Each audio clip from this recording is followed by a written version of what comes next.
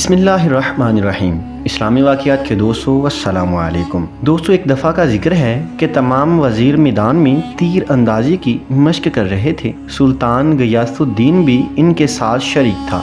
اچانک سلطان کا نشانہ خطا ہو گیا اور وہ تیر ایک بیوہ عورت کے بچے کو جا لگا۔ تیر لگنے کی وجہ سے عورت کا بچہ مر گیا۔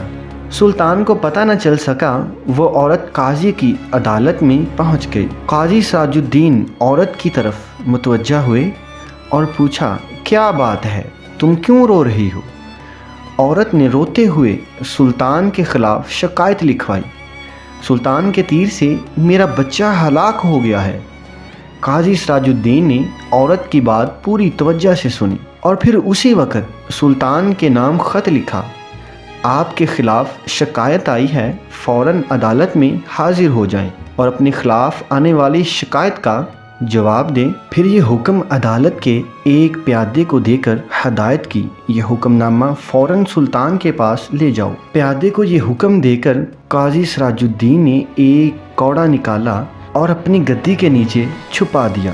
پیادہ جب سلطان کے محل میں پہنچا تو اس نے دیکھا کہ سلطان کو درباریوں نے گھیر رکھا ہے اور قاضی کا حکم نامہ سلطان تک پہنچانا مشکل ہے۔ یہ دیکھ کر پیادے نے اونچی آواز میں اذان دینا شروع کر دی۔ بے وقت اذان سن کر سلطان نے حکم دیا، اذان دینے والے کو میرے سامنے پیش کرو۔ پیادے کو سلطان کے سامنے پیش کیا گیا۔ سلطان نے گرج کر پوچھا، بے وقت اذان کیوں دے رہے تھے؟ قاضی سراج الدین نے آپ کو عدالت میں طلب کیا ہے، آپ فوراً میرے ساتھ عدالت چلیں۔ پیادے نے قاضی صاحب کا حکم نامہ سلطان کو دیتے ہوئے کہا۔ سلطان فوراً اٹھا، ایک چھوٹی سی تلوار اپنی آستین میں چھپا لی، پھر پیادے کے ساتھ عدالت پہنچا۔ قاضی صاحب نے بیٹھے بیٹھے مقتول کی ماں اور سلطان کے بیان باری باری سنے، پھر فیصلہ سنایا۔ غلطی سے ہو جانے والے قتل کی وجہ سے سلطان پر کفارہ اور اس کی برادری پر خون کی دیت آئے گی۔ ہاں، اگر مقتول کی ماں مال کی کچھ مقدار پر راضی ہو جائے تو اس مال کے بدلے سلطان کو چھوڑا جا سکتا ہے۔ سلطان نے لڑکے کی ماں کو بہت سے مال پر راضی کر لیا۔ پھر قاضی سے کہا، میں نے لڑکے کی ماں کو مال پر راضی کر لیا ہے۔ قاضی نے عورت سے پوچھا، کیا آپ راضی ہو گئی ہیں؟ جی ہاں، میں راضی ہو گئی ہوں، عورت نے قاضی کو جواب دیا۔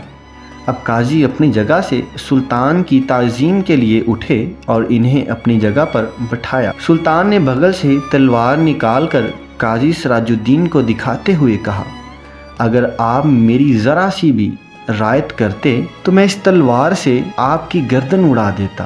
قاضی نے بھی اپنی گدی کے نیچے سے کوڑا نکال کر سلطان غیاث الدین کو دکھاتے ہوئے کہا، اور اگر آپ شریعت کا حکم ماننے سے ذرا بھی ہچکچاتے تو میں اس کوڑے سے آپ کی خبر لیتا۔ بے شک یہ ہم دونوں کا امتحان تھا۔ تو ناظرین، اسلامی قانون یہی تھا، اسے کہتے تھے اسلامی جمہوریہ۔ آج کل تو صرف نام ہے اسلامی جمہوریہ کا، لیکن قانون نہیں ہے۔